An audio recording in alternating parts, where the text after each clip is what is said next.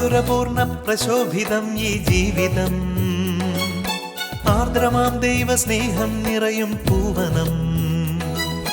മാധുരപൂർണ്ണ പ്രശോഭിതം ഈ ജീവിതം, ആർദ്രമാം ദൈവസ്നേഹം നിറയും പൂവനം.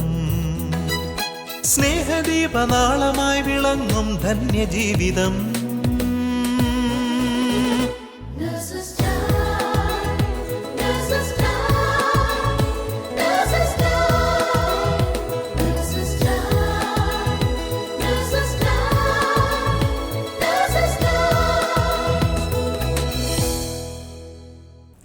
ഈശോ മിശിഹായ്ക്ക് സ്തുതിയായിരിക്കട്ടെ. വിശുദ്ധ പൗലോസ്ലീഹ റോമാക്കാർക്കെഴുതിയ ലേഖനം 8-ാം അധ്യായം 14-ാം വാക്യം ഇപ്രകാരം പറയുന്നു: ദൈവാത്മാവിനാൽ നയിക്കപ്പെടുന്നവരെല്ലാം ദൈവത്തിൻ്റെ പുത്രന്മാരാണ്. പരിശുദ്ധാത്മാവിൻ്റെ ഇടപെടൽ ഓരോ നിമിഷവും നമ്മുടെ ജീവിതത്തിൽ ഉണ്ടാവട്ടെ എന്ന പ്രാർത്ഥനയോടെ ഇന്നത്തെ നഴ്സസ് ടൈമിലേക്ക് ഏവരെയും സ്വാഗതം ചെയ്യുന്നു. അബുദാബി നഴ്സസ് മിനിസ്ട്രിയിൽ നിന്നുള്ള നഴ്സുമാർ തങ്ങളുടെ ജീവിതത്തിൽ അനുഭവിച്ചറിഞ്ഞ പരിശുദ്ധാത്മ ശക്തിയെക്കുറിച്ച് നമ്മളോടിന്ന് പങ്കുവെക്കുമ്പോൾ നമ്മുടെ ജീവിതത്തിലും കൂടുതൽ അവിടുത്തെ സാന്നിധ്യം അനുഭവിച്ചറിയാനുള്ള കൃപയ്ക്കായി നമുക്ക് പ്രാർത്ഥിക്കാം.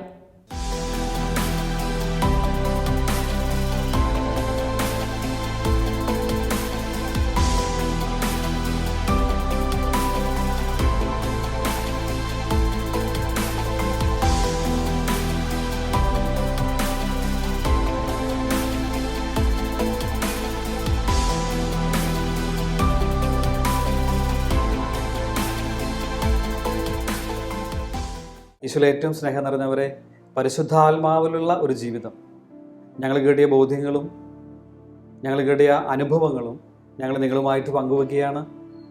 ദൈവം നിങ്ങളെല്ലാവരെയും അനുഗ്രഹിക്കട്ടെ. എൻ്റെ പേര് ബൈജു റാഫേൽ. എൻ്റെ പേര് ഡാനി സെബാസ്റ്റ്യൻ. എൻ്റെ പേര് ജിപ്സൺ ജോണി. എൻ്റെ ജീവിതത്തിൽ ഏറ്റവും ദൈവത്തിൻ്റെ ഒരു ഇടപെടൽ ഏറ്റവും ശക്തമായി അനുഭവപ്പെട്ട ആദ്യത്തെ അനുഭവം, ഞാൻ 6-ാം ക്ലാസ്സിൽ പഠിക്കുന്ന സമയത്ത് നവോദയ സ്കൂളിലായിരുന്നു നേര്യമംഗലത്ത്. അപ്പോൾ അന്ന് രാവിലെ 6 മണിക്ക് എനിക്ക് ഓടാൻ പോകണം. അപ്പോൾ കുട്ടികളെല്ലാവരും കൂടി ഇങ്ങനെ ഓടും. അപ്പോൾ ഈ ഗ്രൗണ്ടും റോഡും തമ്മിൽ ഇടയ്ക്കൊരു വലിയ ഓടയുണ്ടായിരുന്നു. അപ്പോൾ ഞാൻ ഓടി വന്നപ്പോൾ എല്ലാവരും ഇതിന് മുകളിൽ കൂടി ചാടിയാണ് പോകുന്നത്. അപ്പോൾ ഞാൻ പെട്ടെന്ന് ചാടുമ്പോൾ സ്ലിപ്പായിട്ട് ഓടയിലേക്ക് വീഴാണ്. അപ്പോൾ പെട്ടെന്ന് കർത്താവിൻ്റെ ഒരു ശക്തമായ ഇടപെടലുണ്ടായി. എൻ്റെ ഇടത്തെ കൈ ശക്തമായി ഇങ്ങനെ പിടിച്ച് പൊക്കി റോഡിലേക്ക് നിർത്തുന്ന ഒരു അനുഭവം ഉണ്ടായിരുന്നു. അപ്പോൾ 6-ാം ക്ലാസ്സിലെ കുട്ടികൾ നമുക്കറിയാലോ, ചെറിയ പിള്ളേരാണ്. പക്ഷെ അത് ദൈവത്തിൻ്റെ ശക്തിയോടെ അല്ലാതെ അത് ഒരിക്കലും സംഭവിക്കില്ല. ശരിക്കും ഈ ഓടയിലേക്ക് വീണ് പോയായിരുന്നോ? ശരിക്കും വീണ് പോയില്ല. താഴെ മുട്ടുന്നതിന് മുമ്പ് പെട്ടെന്ന് ഒരു കരം വന്ന് പിടിച്ച് പെട്ടെന്ന് എടുത്ത് പൊക്കി റോഡിലേക്ക് നിർത്തുന്ന ഒരു അനുഭവമായിരുന്നു. Praise God. അപ്പം അത് എപ്പോഴും കൂടെ വസിക്കുന്ന ദൈവത്തിൻ്റെ ഒരു ശക്തമായ അനുഭവമായിരുന്നു അത്. അതുപോലെ തന്നെയാണ് കുറേ നാളുകൾക്ക് മുമ്പ് ആദ്യമായിട്ട് ഞാൻ ഒരു ധ്യാനത്തിൽ പങ്കെടുത്തപ്പോൾ ധ്യാനം നയിച്ച ധ്യാനഗുരു പറഞ്ഞു, പരിശുദ്ധാത്മാവ് കൊണ്ട് നിറയപ്പെടാനായിട്ട് നിങ്ങൾക്ക് ആഗ്രഹമുണ്ടെങ്കിൽ എല്ലാവരും കൈകൾ ഉയർത്തി സ്തുതിക്കാൻ പറഞ്ഞു. ഞാനും കൈ ഉയർത്തി സ്തുതിച്ചു. പെട്ടെന്ന് എൻ്റെ തല മുതൽ കാല് വരെ ശക്തമായ ഷോക്ക് അടിക്കുന്ന ഒരു അനുഭവം ഉണ്ടായി. ഒരു വേവ്സ് തന്നെ ഇങ്ങനെ വലയം ചെയ്യുന്ന പോലെ കുറേ സമയത്തൊക്കെ നീണ്ടു നിന്നു. ആ വലിയൊരു ശക്തിയുടെ മുന്നിൽ ഞാൻ താഴ്ത്ത് വീണു പോവുകയാണ് ചെയ്തത്. അങ്ങനെയാണ് എൻ്റെ ജീവിതത്തിൽ ആദ്യമായിട്ടൊരു പരിശുദ്ധാത്മാവായ ദൈവത്തിൻ്റെ അനുഭവം എനിക്കുണ്ടാകുന്നത്. നാട്ടിൽ വെച്ചിട്ട് ഡിവൈനിൽ ധ്യാനം കൂടുമ്പോഴായിരുന്നു. എൻ്റെ ജീവിതത്തിൽ ഏറ്റവും കൂടുതലും സ്വാധീനിച്ച ഒരു ദൈവവചനമാണ് അപ്പോസ്തല പ്രവർത്തനങ്ങൾ 1:8. പരിശുദ്ധാത്മാവ് നിങ്ങളുടെ മേൽ വന്നു കഴിയുമ്പോൾ നിങ്ങൾ ശക്തി പ്രാപിക്കും. ഹല്ലേലൂയ. അപ്പോൾ ദൈവത്തിൻ്റെ ആ ഒരു ശക്തി എപ്പോഴും എന്നോട് കൂടെ എപ്പോഴും എൻ്റെ ജീവിതത്തിൽ ഓരോ ക്ലേശങ്ങളിലൊക്കെ നയിക്കാനായിട്ട് കൂടുതൽ സഹായിച്ചിട്ടുണ്ട്. Praise the Lord. പരിശുദ്ധാത്മാവിനെ കുറിച്ച് നമ്മൾ പറയുമ്പോൾ തൃത്വത്തിലെ ഒരു വ്യക്തിയാണ് പരിശുദ്ധാത്മാവ്. ആ പരിശുദ്ധാത്മാവ് വ്യക്തിയായതുകൊണ്ട് തന്നെ ഒരു വ്യക്തിയുടെ എല്ലാ സവിശേഷതകളും പരിശുദ്ധാത്മാവിനുണ്ട്. തീർച്ചയായിട്ടും. പരിശുദ്ധാത്മാവ് സർവ്വശക്തനാണ്. പരിശുദ്ധാത്മാവ് സർവ്വവ്യാപിയാണ്. ഹല്ലേലൂയ. അപ്പോൾ പരിശുദ്ധാത്മാവിനെ കുറിച്ച് കൂടുതലായിട്ട് എനിക്ക് എന്താ പറയുന്നത്? പരിശുദ്ധാത്മാവ് ജിപ്സൺ പറഞ്ഞ പോലെ തന്നെ ദൈവത്തിൻ്റെ ശക്തിയാണ്. തീർച്ചയായും പരിശുദ്ധാത്മാവിൻ്റെ വ്യക്തിത്വം ഉണ്ട്. നമ്മൾ ബൈബിൾ വായിക്കുമ്പോഴായാലും നമ്മൾ വായിച്ചിട്ടുണ്ടല്ലോ, നിങ്ങൾ പരിശുദ്ധാത്മാവിനെ വേദനിപ്പിക്കരുത്, പിന്നെ ദൈവത്തിൻ്റെ നിഗൂഢ രഹസ്യങ്ങൾ വരെ കണ്ടെത്തുന്നു. അപ്പോൾ അന്വേഷിക്കുന്ന ഒരു സ്വഭാവം, ഒരു വ്യക്തിത്വമുള്ള ഒരു ആത്മാവാണ് പരിശുദ്ധാത്മാവ്. നമുക്ക് തീർച്ചയായിട്ടും നമ്മൾ ഈ CCCയിൽ ഇങ്ങനെയാണ് കാണുന്നത്, പരിശുദ്ധാത്മാവ് ത്രിത്വൈക ദൈവത്തിലെ ഒരു വ്യക്തിയാണ്. പിതാവിനോടും പുത്രനോടും ഒപ്പം ആരാധിക്കപ്പെടുന്നവനുമാണ്, സ്തുതിക്കപ്പെടുന്നവനുമാണ്. അതുമാത്രമല്ല പിതാവിനോടും പുത്രനോടും ഒപ്പം സത്യലേഖനുമാണ് എന്നാണ് നമ്മൾ CCC പഠിപ്പിക്കുന്നത്. അതുമാത്രമല്ല ജിപ്സൺ പറഞ്ഞതുപോലെ തന്നെ ഈ പരിശുദ്ധാത്മാവ് ഒമ്നിപൊട്ടൻ്റാണ്. അത് പരിശുദ്ധാത്മാവിന് ഒരു സമയത്ത് ലോകത്തിലുള്ള എല്ലാ വ്യക്തികളുടെ അടുത്തും പരിശുദ്ധാത്മാവിന് സന്നിഹിതനാവാനായിട്ട് സാധിക്കും. വേറെ ഒരു സൃഷ്ടിക്കും ദൈവം ഈ കഴിവ് കൊടുത്തിട്ടില്ല. ദൈവത്തിന് മാത്രമുള്ള ഒരു പ്രത്യേകതയാണ് ഒംനിപൊട്ടൻ്റ് എന്ന് പറയുന്നത്. പിശാചിന് ഒരിക്കലും ഒരു സമയത്ത് നിരവധി സ്ഥലത്ത് പ്രത്യക്ഷപ്പെടാനോ സാന്നിധ്യം അറിയിക്കാനോ സാധിക്കില്ല. ദൈവത്തിന് മാത്രമുള്ള ഒരു പ്രത്യേകതയാണ്. സർവശക്തനാണ്, സർവശക്തനുമാണ്, സർവ്വവ്യാപിയുമാണ്. ഈ പരിശുദ്ധാത്മാവ് നമ്മൾ നിറയാനായിട്ട്, അല്ലെങ്കിൽ ഒരു വ്യക്തിക്ക് എന്തുകൊണ്ടാണ് പരിശുദ്ധാത്മാവിൻ്റെ ആവശ്യം വരുന്നത്? ഇപ്പോൾ ഡാനി ചോദിച്ചത് എന്തിനാണ് ദൈവം നമുക്ക് പരിശുദ്ധാത്മാവിനെ തന്നിരിക്കുന്നതെന്നല്ലേ. നമുക്ക് സിമ്പിളായിട്ട് പറഞ്ഞാൽ ഒരു വചനം ഞാൻ വായിച്ചു കേൾപ്പിക്കാം. അതിനകത്ത് എഫെസ്യുസ് അതിൻ്റെ 6:12 ഇങ്ങനെയാണ് പറയുന്നത്: എന്തെന്നാൽ നമ്മൾ മാംസത്തിനും രക്തത്തിനും എതിരായിട്ടല്ല, പ്രഭുത്വങ്ങൾക്കും ആധിപത്യങ്ങൾക്കും ഈ അന്ധകാര ലോകത്തിൻ്റെ അധിപന്മാർക്കും സ്വർഗീയ ഇടങ്ങളിൽ വസിക്കുന്ന തിന്മയുടെ ദുരാത്മാക്കൾക്കും എതിരായിട്ടാണ് നമ്മൾ പടവെട്ടുന്നത്. അപ്പോൾ നമ്മൾ കാണുന്നുണ്ട്, ദൈവാത്മാവിനാൽ നയിക്കപ്പെടുന്നവരെല്ലാം ദൈവത്തിൻ്റെ പുത്രന്മാരാണ്. അപ്പോൾ ഈ ലോക ജീവിതത്തിൽ പരിശുദ്ധാത്മാവിലുള്ള ഒരു ജീവിതം നയിച്ചാൽ മാത്രമാണ് എൻ്റെ വിളിയും എൻ്റെ തിരഞ്ഞെടുപ്പും എനിക്ക് ഈ ലോകത്തിൽ പൂർത്തീകരിക്കാനായിട്ട് സാധിക്കുകയുള്ളൂ. അപ്പോൾ ഞാനൊരു കുടുംബജീവിതക്കാരനാണ്. കാരണം എനിക്ക് എൻ്റെ വൈഫും 3 കുട്ടികളും മാതാപിതാക്കളുണ്ട്. അപ്പോൾ എൻ്റെ ഈ ലോകത്തിലെ വിളി അത് വളരെ കൃത്യതയോടും അതിൻ്റെ പൂർണ്ണതയിലേക്ക് പോകണമെങ്കിൽ ഈ പരിശുദ്ധാത്മാവുള്ള ജീവിതം നയിച്ചാൽ മാത്രമേ നമുക്ക് സാധിക്കുകയുള്ളൂ. അതുകൊണ്ടാണ് ഒരു വേർഡ് ഓഫ് ഗോഡ് പറയുന്നുണ്ടല്ലോ, യോഹന്നാൻ 16:13, സത്യാത്മാവ് വന്നു കഴിയുമ്പോൾ സത്യത്തിന്റെ പൂർണ്ണതയിലേക്ക് നമ്മൾ നയിക്കും.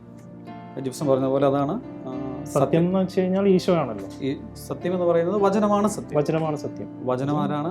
ഈശോയാണ്, ക്രിസ്തുവാണ്, ഈശോയാണ്. അപ്പോൾ ആ ഒരു പൂർണ്ണതയിലേക്ക്, അപ്പോൾ പരിശുദ്ധാത്മാവിനെ ദൈവം നമുക്ക് നൽകിയിരിക്കുന്നത്, നമ്മൾ ഈ പരിശുദ്ധാത്മാവുള്ള ജീവിതം നയിക്കുമ്പോൾ പരിശുദ്ധാത്മാവ് നമ്മൾ എപ്പോഴും ലീഡ് ചെയ്യുന്നത് ഈ ക്രിസ്തുവിലേക്കാണ്. ക്രിസ്തുവിന്റെ കുരിശുമരണവും ഉദ്ധാനവും ക്രിസ്തു എന്താണ് നമുക്ക് ചെയ്ത നല്ല കാര്യങ്ങളും പരിശുദ്ധാത്മാവാണ് നമ്മളെ പഠിപ്പിക്കുന്നത്. ഈ പരിശുദ്ധാത്മ മുഖേന തന്നെയല്ലേ നമ്മൾ പിതാവായ ദൈവത്തിനെ ആവ പിതാവ് എന്ന് വിളിക്കുന്നത്? അപ്പോൾ ആ ഒരു തീർച്ചയായിട്ടും ഒരു കണക്ഷനും പരിശുദ്ധാത്മ മുഖേനയാണ് നമുക്ക് കിട്ടുന്നത്. പിതാവായ ദൈവം ഒത്തിരി ആഗ്രഹിക്കുന്ന ഒരു കാര്യം കൂടിയാണ് നമ്മൾ ആബ പിതാവ് എന്ന് വിളിക്കുന്നത്. ഈ പരിശുദ്ധാത്മാവിന് ഇപ്പം നമുക്ക് നിറയാനായിട്ടുള്ളൊരു ആഗ്രഹമുണ്ടെങ്കിൽ പരിശുദ്ധാത്മാവിനായിട്ട് നമുക്ക് ദാഹിക്കണം, നന്നായിട്ട് ദാഹിക്കുകയും പരിശുദ്ധാത്മാവിൻ്റെ ആ ഒരു നമ്മൾ ചോദിക്കുകയും ചെയ്യണം. എന്നാൽ മാത്രമേ ആ പരിശുദ്ധാത്മാവിൻ്റെ നിറവ് നമുക്ക് ലഭിക്കുകയുള്ളൂ. അപ്പോൾ അതിനെക്കുറിച്ച് കൂടുതലായിട്ട് വൈചേട്ടൻ എന്താണ് പറയാനുള്ളത്? നമുക്കറിയാം, ഈ പരിശുദ്ധാത്മാവ് ഒരു വ്യക്തിയാണ്. നമ്മുടെ ആ പരിശുദ്ധാത്മാവ് നമ്മുടെ ജീവിതം നിറയാനായിട്ട് ഒറ്റ ആഗ്രഹം മാത്രമാണ് ഏറ്റവും പ്രധാനമായ യോഗ്യത. തീർച്ചയായും. പിന്നെ ബാക്കിയുള്ള ഓരോ കുദാശകളും സഭയുടെ ഔദ്യോഗികമായ ആരാധനകളെല്ലാം നമ്മൾ അനുസരിക്കുമ്പോൾ പരിശുദ്ധാത്മാവ് നിറയപ്പെടും.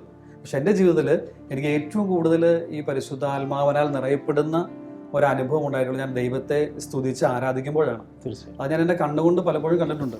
ചിലപ്പോൾ കൂട്ടായ്മയിൽ, അല്ലെങ്കിൽ നമ്മൾ തന്നെ മിക്കപ്പോഴും സെൽഫ് ഗ്രൂപ്പ് കൂടുമ്പോൾ പ്രകടമായ പരിശുദ്ധാത്മാവിന്റെ മാനിഫെസ്റ്റേഷൻസും അതുപോലെ പ്രകടമായ അത്ഭുതങ്ങൾ നമ്മൾ കാണുന്നുണ്ട്. അപ്പം എനിക്ക് കൂടുതലുമായിട്ട് ഈ പരിശുദ്ധാത്മാവിൻ്റെ ഒരു സാന്നിധ്യം അനുഭവപ്പെട്ടിട്ടുള്ളതും ദൈവ ആരാധനയിലാണ്. Hallelujah, hallelujah.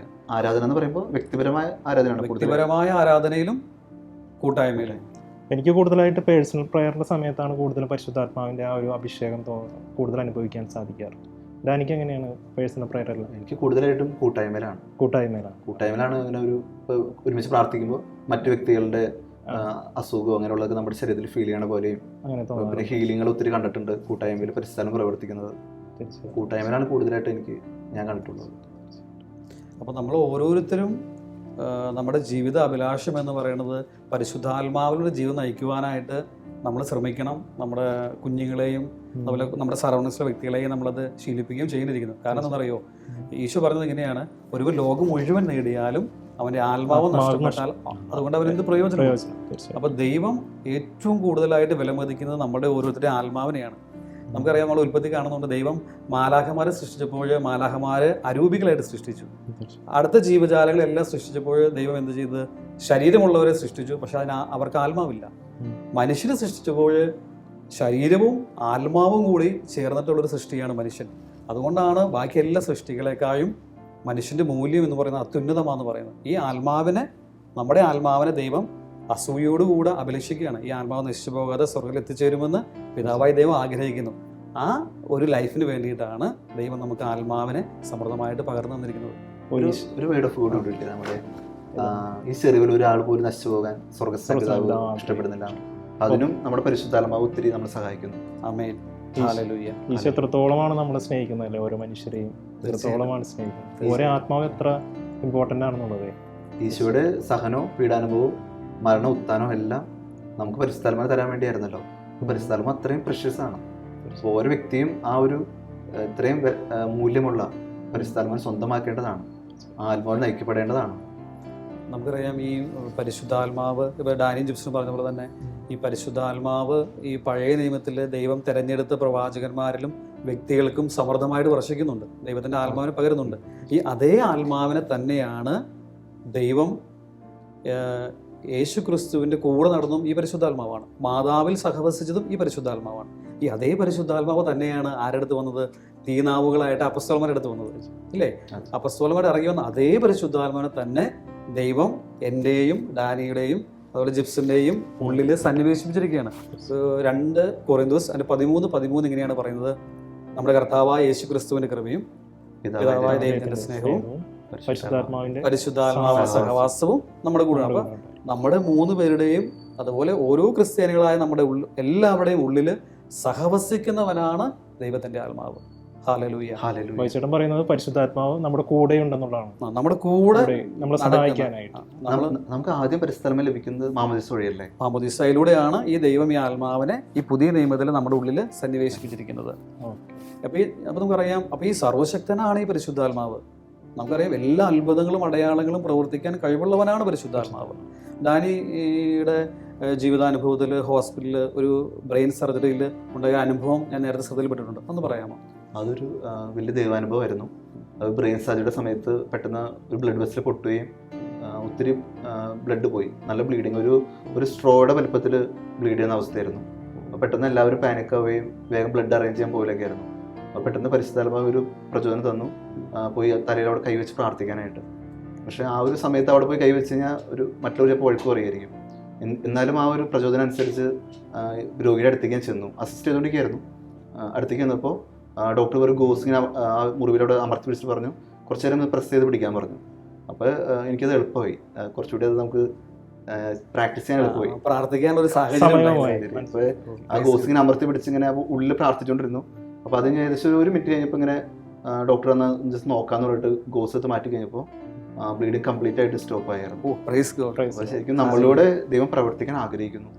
നമ്മളിൽ വസിക്കുന്ന പരിശുദ്ധാത്മാവിന്റെ പ്രചോദനം അനുസരിച്ച് നമ്മൾ ചെയ്യുമ്പോൾ പരിശുദ്ധാത്മാവോടെ പ്രകടമായ അത്ഭുതം നടത്തുകയാണ്. പിന്നെ നമ്മുടെ ദൈവം ഒരു കൂട്ടായ്മയുടെ ദൈവമാണെന്നുള്ള ഒരു ബോധ്യം കൂടി കിട്ടും. അങ്ങനെ ഒരു അനുഭവം അവിടെ ഉണ്ടായി കഴിഞ്ഞപ്പോൾ കൂടെയുള്ള ടീം ലീഡേഴ്സും ഡോക്ടേഴ്സിനും ഒക്കെ എന്തെങ്കിലും പ്രത്യേകമായിട്ട് ഒരു അനുഭവം ഉണ്ടായിരുന്നു? കൂടെ ഡോക്ടർ അത്ര ശ്രദ്ധിച്ചോന്ന് അറിയില്ല, കൂടെ വർക്ക് ചെയ്തിരുന്നവരൊക്കെ ഇങ്ങനെ പറഞ്ഞു, ഡാനി പ്രാർത്ഥിച്ചു അതുകൊണ്ട് മാറിയെന്നൊക്കെ ഒരു ഈവൻ ഞാനത് എൻ്റെ ഉള്ളിൽ തോന്നിയത് പറയാതെ തന്നെ അവർക്ക് അത് ഫീൽ ചെയ്തതായിട്ടാണ് എനിക്ക് മനസ്സിലായത്.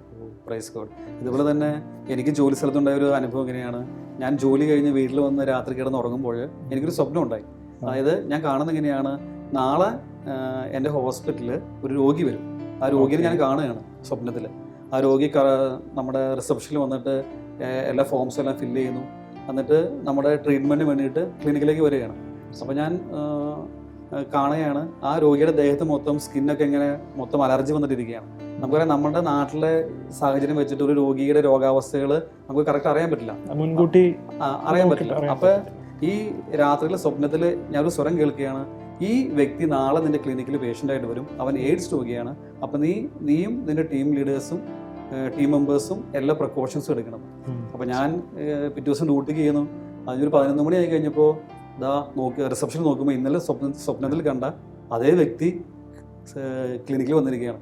അപ്പോൾ ഞങ്ങൾക്ക് എന്ത് സംഭവിച്ചു, എൻ്റെ കൂടെ വിജാതീയരായ ആളുകളൊക്കെ ഉണ്ടായിരുന്നു, പിന്നെ ടീം മെമ്പേഴ്സ് ഉണ്ട്, ടീം ലീഡറായ ഡോക്ടറുണ്ട്. അപ്പോൾ ഞങ്ങളെല്ലാവരും കൂടെ ഞാൻ പറഞ്ഞു, എനിക്ക് ഇങ്ങനെ ഒരു സ്വപ്നം ഉണ്ടായിരുന്നില്ല, അപ്പോൾ അതുകൊണ്ട് നിങ്ങൾ കുറച്ച് പ്രിക്കോഷൻസ് എടുക്കണം.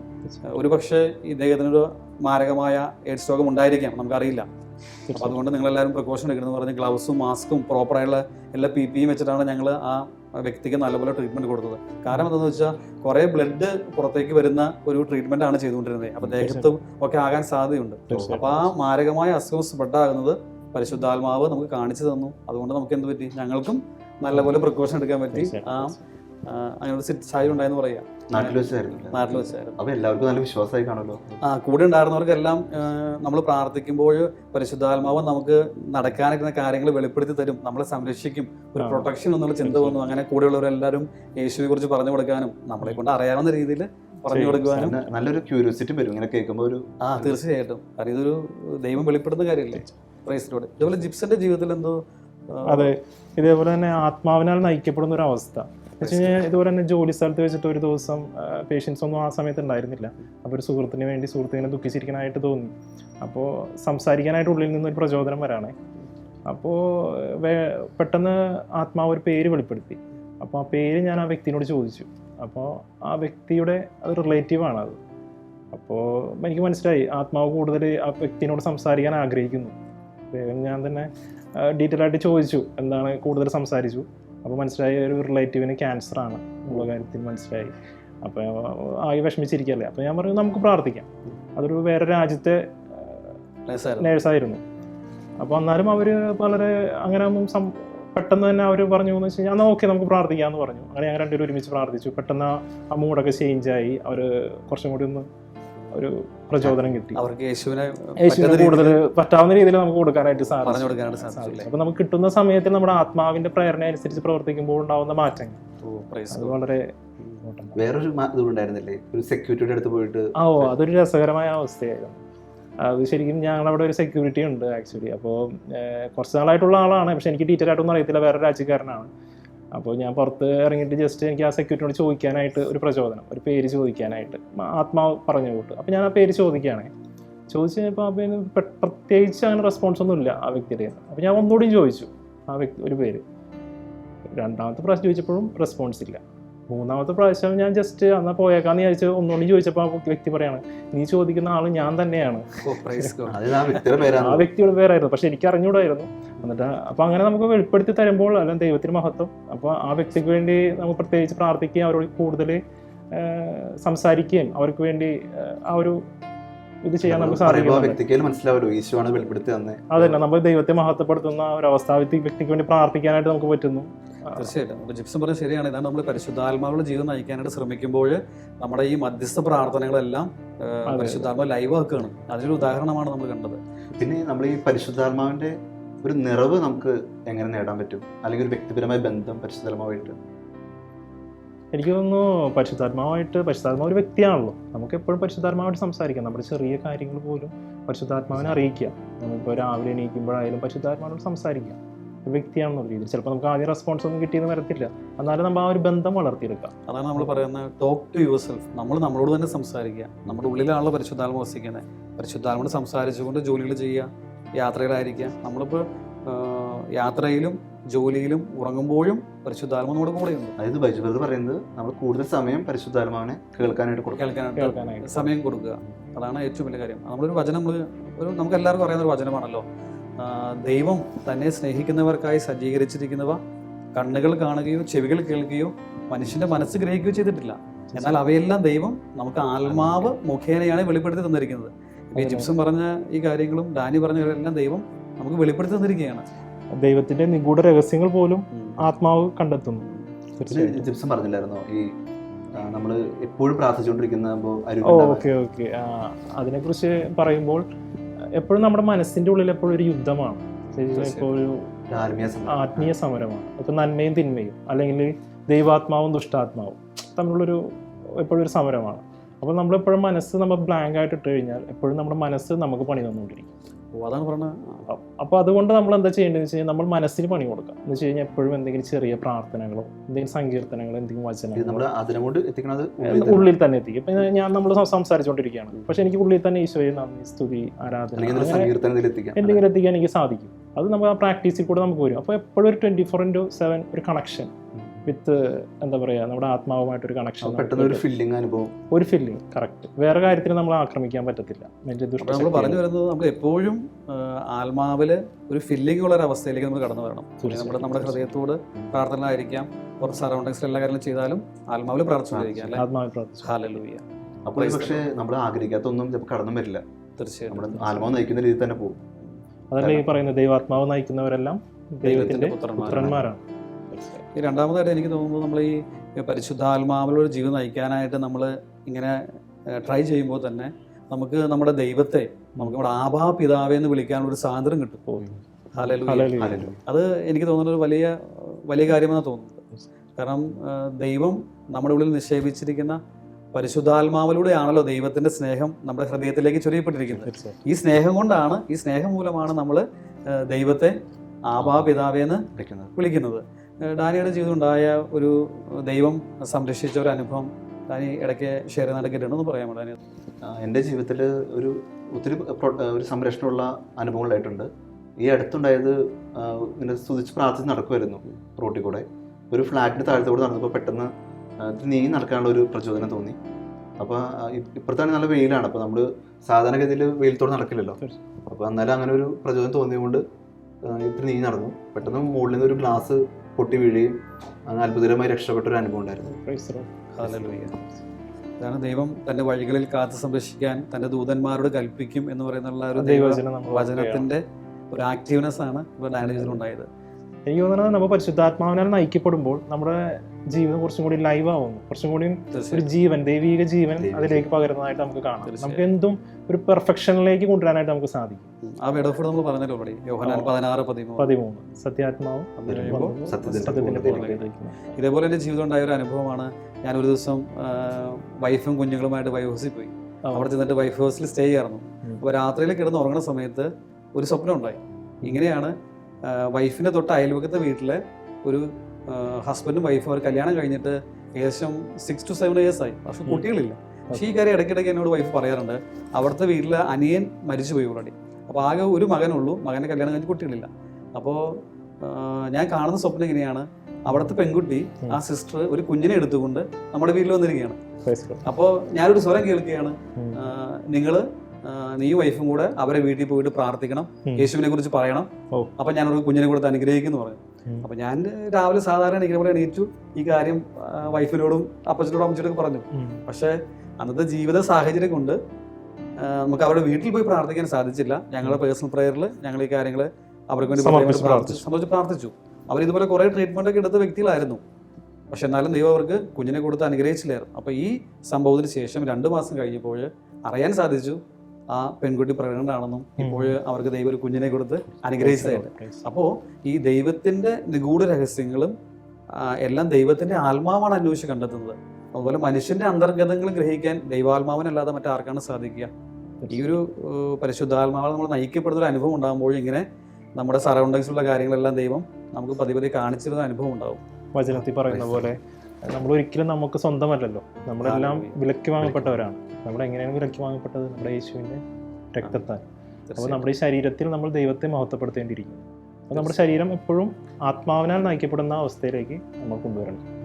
തീർച്ചയായിട്ടും നമ്മൾ ദൈവമായിട്ട് നമുക്ക് സഹകരിച്ചാൽ മാത്രം മതി. നമ്മൾ വിട്ടുകൊടുക്കുക, നമ്മുടെ ദൈവം നൽകിയിരിക്കുന്ന ആ ഒരു ഫ്രീ വിൽ ദൈവത്തെ തന്നെ സമർപ്പിച്ചിട്ട് ദൈവാത്മാവിനാൽ നയിക്കപ്പെടാനായിട്ട് നമ്മൾ ആഗ്രഹിക്കുക.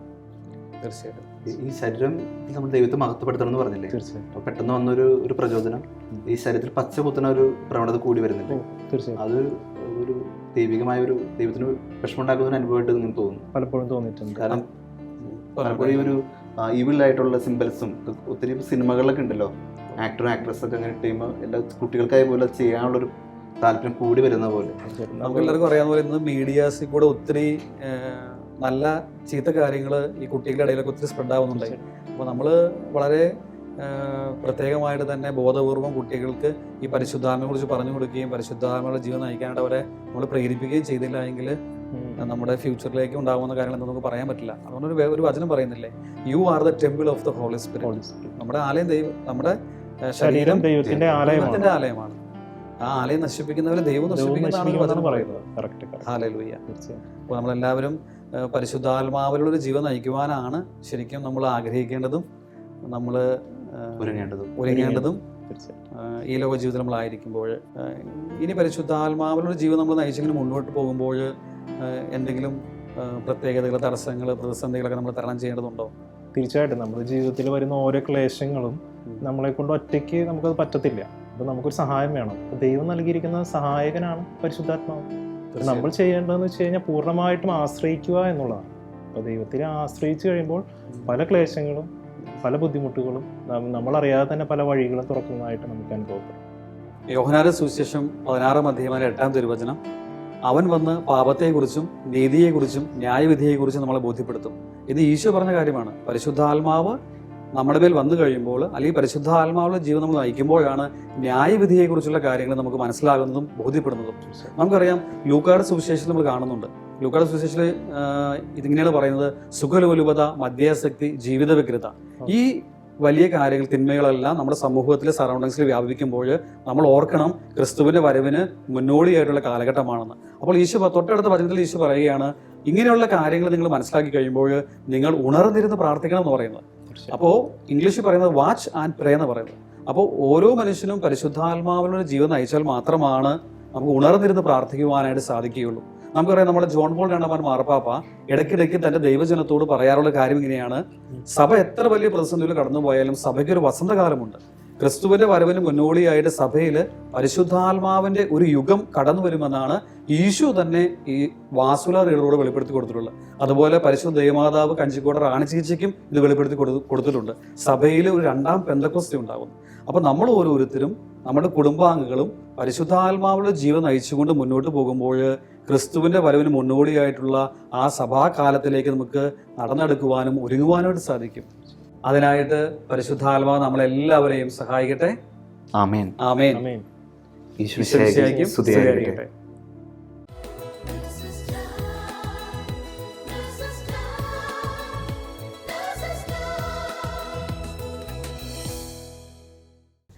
അനുദിന ജീവിതത്തിലും ജോലി മേഖലകളിലും ഈ നഴ്സ് സഹോദരങ്ങൾ അനുഭവിച്ചറിഞ്ഞ ദൈവാത്മ സാന്നിധ്യത്തെക്കുറിച്ച് ഓർത്ത് നമുക്ക് അവിടത്തോട് നന്ദി പറയാം. ഒപ്പം നമ്മുടെ ജീവിതത്തിൽ ഓരോ നിമിഷവും നയിക്കപ്പെടുന്ന ദൈവാത്മ സ്വരത്തിനായി കാതോർക്കാം. അതനുസരിച്ച് പ്രവർത്തിക്കാനുള്ള കൃപ അവിടുന്ന് നമുക്ക് നൽകട്ടെ. അതിനുള്ള കൃപയ്ക്കായി ലോകമെമ്പാടുമുള്ള എല്ലാ നഴ്സുമാരെയും അവരുടെ കുടുംബങ്ങളെയും പരിശുദ്ധ അമ്മയുടെ വിമല ഹൃദയം വഴിയായി ഈശോയ്ക്ക് സമർപ്പിച്ചുകൊണ്ട് നമുക്ക് പ്രാർത്ഥിക്കാം.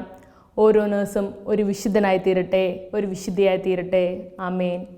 ദൈവമാതാവും ഞങ്ങളുടെ അമ്മയുമായ കന്യകാമറിയമേ, ഫാത്തിമാനാഥേ, എന്നെയും എൻ്റെ കുടുംബത്തെയും തിരുസഭയെയും മാനവകുലത്തെയും ലോകമെമ്പാടുമുള്ള നേഴ്സുമാരെയും അങ്ങേ വിമല ഹൃദയത്തിന് പ്രതിഷ്ഠിക്കുന്നു.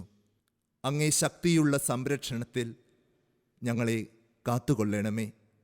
ആത്മീയവും ശാരീരികവുമായ സകല അപകടങ്ങളിലും ക്ലേശങ്ങളിലും നിന്ന് ഞങ്ങളെ രക്ഷിച്ചു കൊള്ളണമേ.